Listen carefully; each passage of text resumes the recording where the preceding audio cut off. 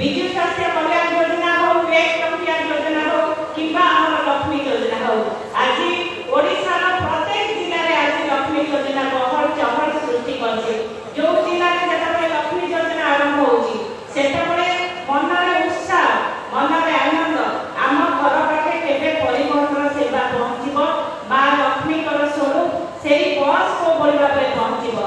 आज जेतबे आपण माने जानिछो जे ओडिसा रे भारत वर्ष रे जेतबे 50 भाग पुरुष अछंती 50 भाग महिला, सेही महिला माने समय थिला परिवार रे अवहेलित हे जाउथिले, सेमानक भितरे दक्षता थिला किंतु सुयोग नथिला।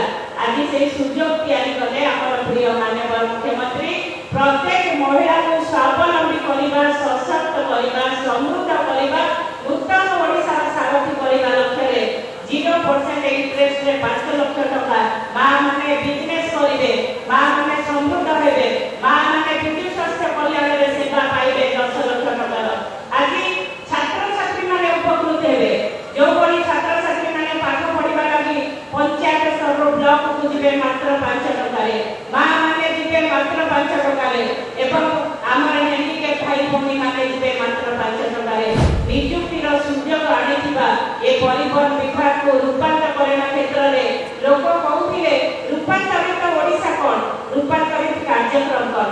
आज ये परिवहन विभाग, परिवहन सेवा आज रूपांतरित क्षेत्र रे जो बड़ी भाव रे काम करिसंती माननीय मुख्यमंत्री, आउ से परिवहन सेवा को जो बड़ी भाव रे रूपांतरित भाव रे श्री कार्तिक पांड्या महोदय को मो धन्यवाद देबी। ए होची विजन माननीय मुख्यमंत्री कर समृद्ध ओडिसा गठन करिबा, सशक्त ओडिसा गठन करिबा।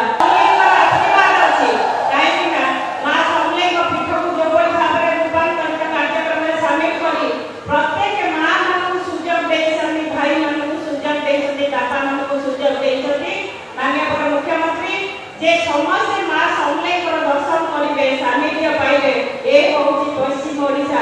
मोई कृतज्ञ